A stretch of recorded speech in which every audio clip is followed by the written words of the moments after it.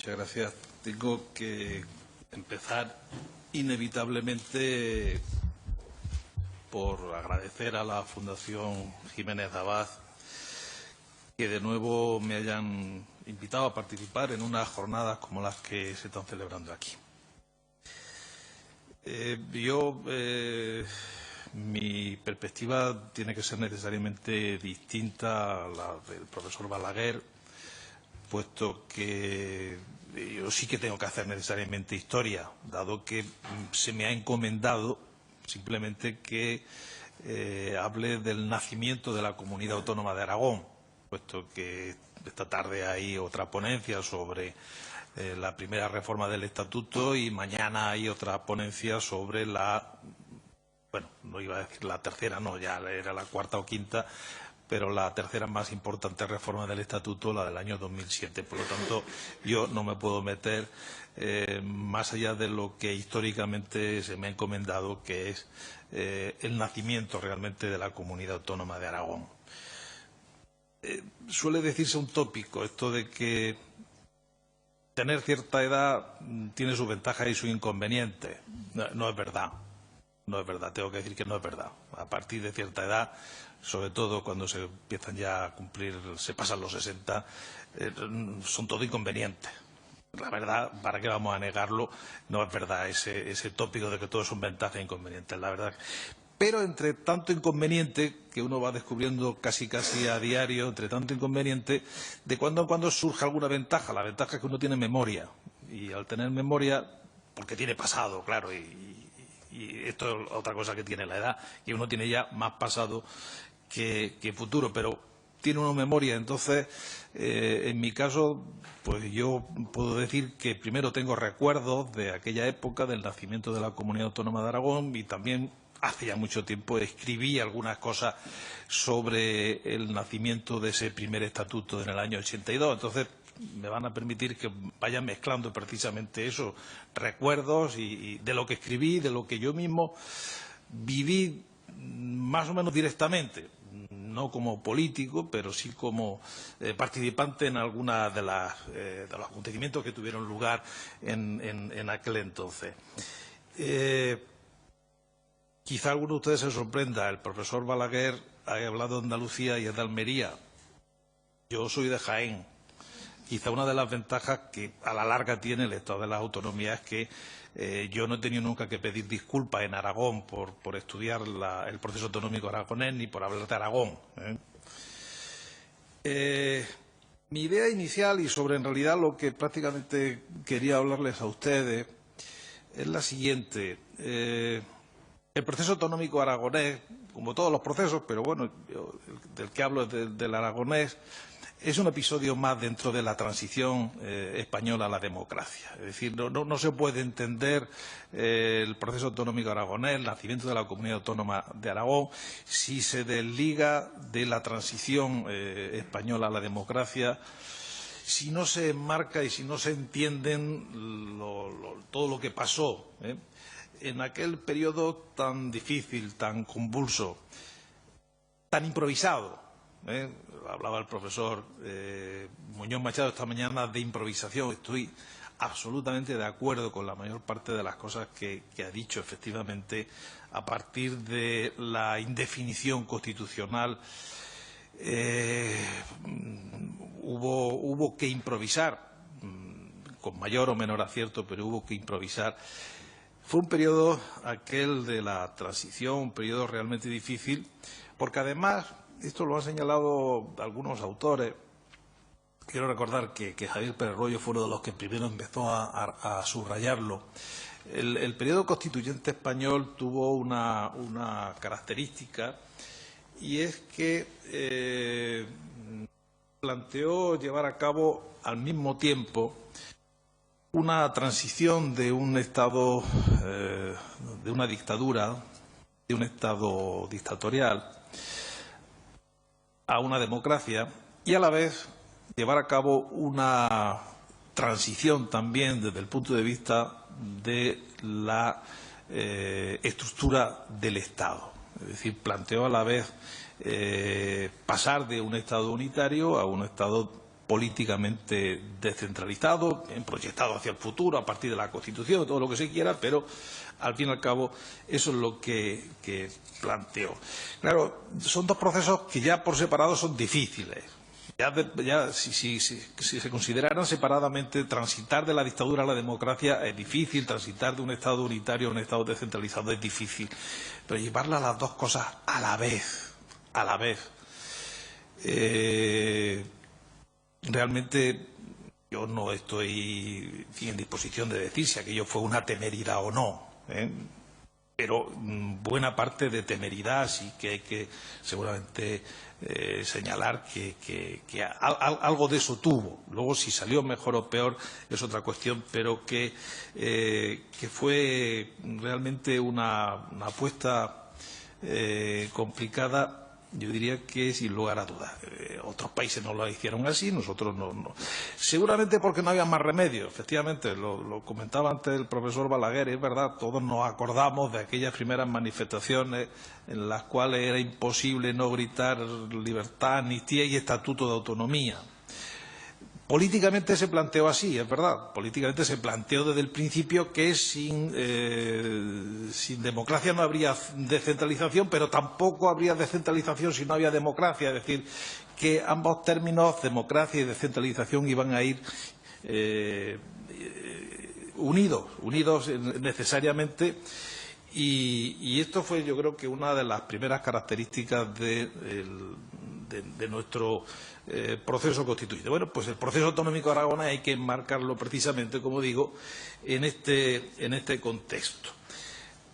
Un contexto que efectivamente se revela muy tempranamente. En la primavera del 78 hay una especie de resurgir autonomista en Aragón, donde se ve desde el principio muy claro que, sin llegar, por supuesto, a lo que sucedía en comunidades mal llamadas históricas, Aragón, como Cataluña o como el País Vasco o Galicia, sin embargo había una conciencia autonomista en Aragón, que además venía desde mucho tiempo atrás. El problema es que, lo decía también esta mañana el profesor Muñoz Machado, la Constitución planteaba una variedad, no infinita, pero sí una variedad notable de procedimientos, de sendas constitucionales para acceder a la autonomía, partiendo, por supuesto, de ese famoso principio dispositivo, según el cual, naturalmente, los territorios podían o no podían acceder a la autonomía. Bueno, en este caso, el principio dispositivo quedaba ciertamente limitado porque inmediatamente en esa misma primavera del 78, que es cuando se produce el renacer autonómico, lo que se había producido también es el surgimiento de las llamadas preautonomías. Claro, había un mapa, se estableció un mapa preautonómico. Y qué casualidad, coincide naturalmente con lo que después va a ser el mapa autonómico. Es decir, que el principio dispositivo ya quedaba, en cierto modo, limitado, al menos en ese sentido. La Constitución no señalaba qué comunidades autónomas se iban a formar, pero la realidad es que la preautonomía creó ya unos entes territoriales que iban a tener una importancia notable en el futuro. De todas maneras, como el problema era efectivamente la variedad de vías que establecía la Constitución española y como era sabido desde el principio que había una vía, digamos, rápida de acceso a lo que se llamaba entonces la autonomía plena, que era la vía del artículo 151, lo primero que se plantea, desde luego, en Aragón es la indecisión. Es decir, bueno, bien, autonomía, pero ¿y por qué vía? ¿Por dónde tenemos que constituirnos en comunidad autónoma? Vamos a ir por la vía del artículo 151, que ha sido la vía de Cataluña, el País Vasco, Galicia y las circunstancias que ha explicado antes el profesor Balaguer también, Andalucía, o nosotros vamos a ir por la vía simplemente del artículo 143.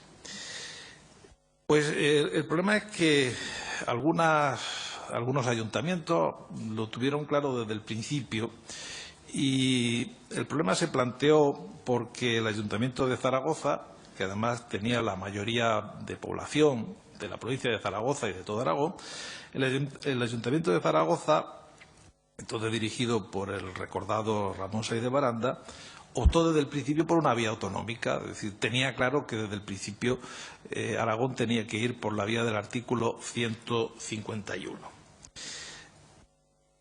Pero el resto de los municipios aragoneses no eran de esa opinión. Por ejemplo, los municipios de Teruel, entonces la mayoría gobernados por el partido UCD, por el partido del Gobierno, incluso plantearon que no iban a tomar ningún tipo de iniciativa autonómica, hasta que se les garantizara que en el futuro estatuto iban a tener igualdad las tres provincias de representación en las futuras Cortes aragonesas. En consecuencia, dijeron que ellos no tomarían ninguna iniciativa hasta que eso no estuviera garantizado y solventado. El problema es que cuando estaban así las cosas, surgió lo que se llamó en algunas publicaciones el giro autonómico. El giro autonómico del Gobierno Suárez, que sencillamente lo que pretendió ese giro autonómico es frenar la intención de la mayoría o una buena parte de las comunidades autónomas, que no eran ni Cataluña, ni el País Vasco, ni Galicia, que pretendían ir por la vía del artículo 151, lo que pretendía era frenar precisamente esa posibilidad. Ya hemos escuchado el caso de andaluz, el fracaso del Gobierno en frenar, en este caso, la vía del artículo 151 en Andalucía, pero estaban inmediatamente Canarias, estaba inmediatamente Valencia, estaba inmediatamente Aragón también iniciando su proceso autonómico con la pretensión de ir por el 151, y había que frenar ese intento. Yo diría que lo que le sucedió en ese momento al gobierno de Adolfo Suárez y también al Partido Socialista, creo, es que simplemente acusaron el vértigo. Acusaron el vértigo de una excesivamente rápida y generalizada descentralización. Fue vértigo, yo creo, lo que realmente les entró.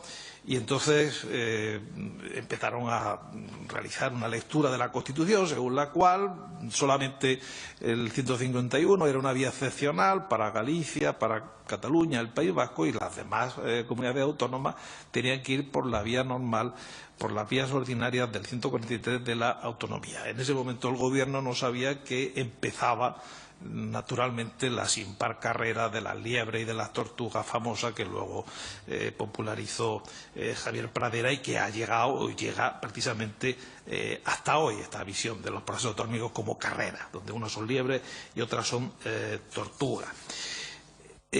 Bueno, como el esfuerzo racionalizador del Gobierno no podía quedarse simplemente en una medida, digamos, de carácter político, tomaron la decisión de arbitrar también una medida de carácter jurídico.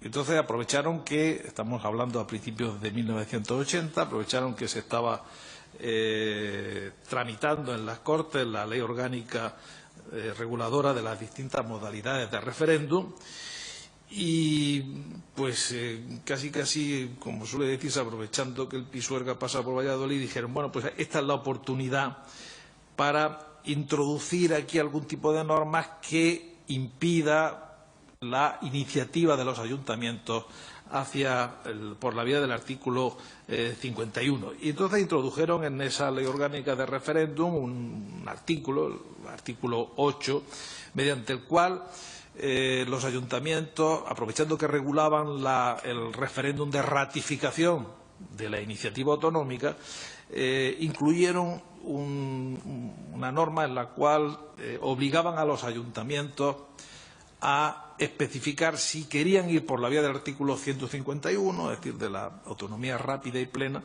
Si querían ir por la vía del artículo 151, tenían que expresarlo así en la decisión que tomaran en el pleno del ayuntamiento. Y si no lo tomaban expresamente así, había que considerar que querían la vía del artículo más general, del artículo 143.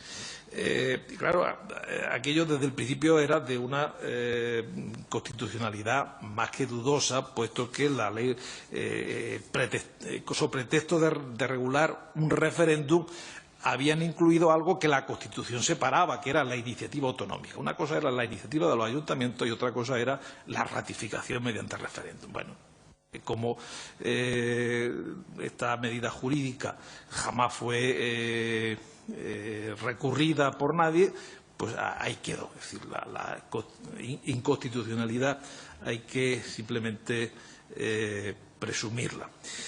De todas maneras, lo que quedaba perfectamente claro, a partir de la aplicación de la Ley Orgánica de Referéndum, era que Aragón en ese momento estaba a mitad de camino en la iniciativa autonómica y se iba a complicar desde el punto de vista jurídico el desarrollo del proceso autonómico. ¿Por qué? Básicamente porque el Ayuntamiento de Zaragoza mantenía, cuando tomó la decisión de la iniciativa autonómica, el Ayuntamiento de Zaragoza sí había especificado en su acuerdo del Pleno que quería la autonomía por la vía del artículo 151. Es decir, el Ayuntamiento de Zaragoza sí cumplía con lo que se le imponía en la Ley Orgánica de Referéndum. Y el problema era que, contando con las condiciones que imponía la Constitución, Zaragoza tenía la mayoría de la población de la provincia de Zaragoza. Y eso al final imposibilitaba seguramente que cualquiera de las dos vías hubiera llegado a cumplir los requisitos. Ni por el 143 se llegaba a cumplir todos los requisitos, ni por el 151 tampoco. Esto políticamente originó en Aragón una dialéctica que tuvo naturalmente una enorme trascendencia. Alguno quizá todavía recuerde aquella famosa portada de Andalán, Gigante y Cabezudo, donde en la portada de Andalán aparecía un gigante y un cabezudo. El gigante era el 151, el cabezudo era el 143. La dialéctica 151-143 era gigante contra cabezudo. O otra famosa portada de Andalán de aquella época con una esquela, la muerte de doña Autonomía de Aragón, viuda de Bolea, ponía entre paréntesis. Falleció en la residencia sanitaria de la Moncloa el miércoles 16 de enero de 1980. Será enterrada en el nicho 143 del cementerio de Torrero. Sus apenados deudos, entonces aparecían pues, Hipólito Gómez de las Rozas, Santiago Marraco, Emilio Gastón, etc. Al participar a su amistad de tan dolorosa pérdida, ruegan le tengan presente en su memoria 151 veces al día, funeraria Andalán. Bueno, con cierto humor, pero traducía lo que decía también el periódico, un espeso cabreo en ese momento por esta polémica de las vías. En esta situación, la decisión jurídica o las soluciones jurídicas estaban muy complicadas. Lo único que se podía era atender a una solución de tipo político, y yo creo que muy acertadamente a eso es a lo que se acudió.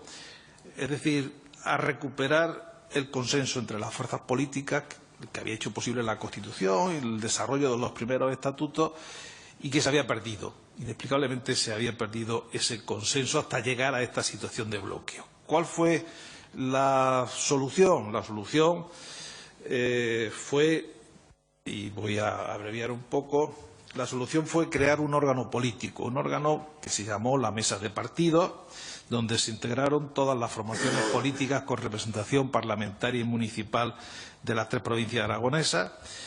Un órgano que se propuso dos cosas, básicamente: llegar a un acuerdo sobre la vía de desbloqueo del proceso autonómico y formular una base estatutaria. Bueno, esa mesa empezó a trabajar en enero de 1981, trabajó hasta mayo, con un desarrollo ciertamente azaroso, porque, claro, mientras la mesa trabajaba sucedían cosas en este país. Sucedían cosas tan importantes como la dimisión de Adolfo Suárez como presidente del Gobierno en enero de 1981.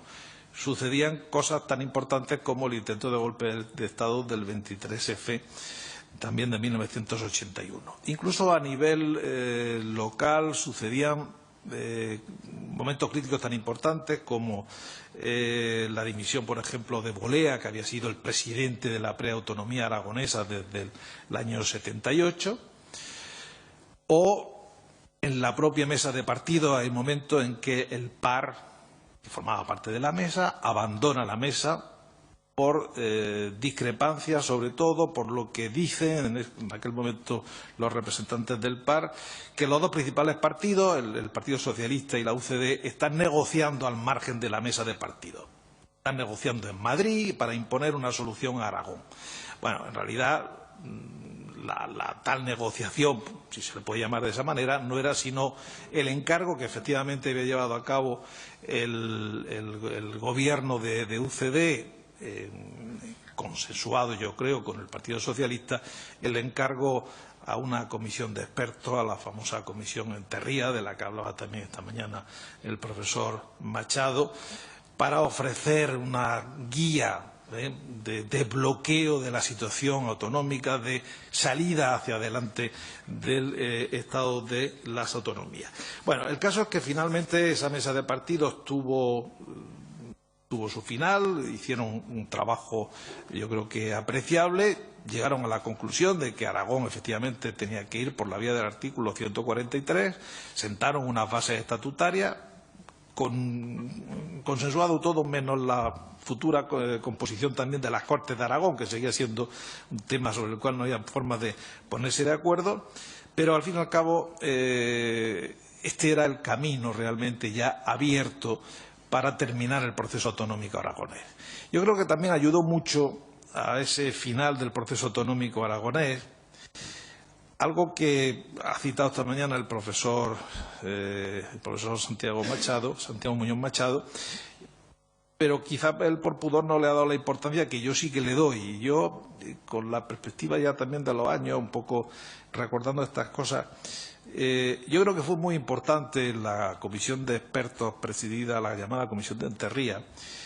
Yo creo que fue muy importante el informe que surgió de esa comisión y yo creo que fue muy importante todo lo que a partir de ahí se aplicó. No entro en la formulación jurídica de la LOAPA, que sí que tuvo otros problemas distintos, pero de ese intento de reconducir el principio dispositivo, porque de eso se trataba. El informe fue claro desde el principio. El informe decía que de lo que se trataba era de reconducir o de solventar algunos de los problemas a los que estaba llevando una aplicación incondicionada del famoso principio dispositivo.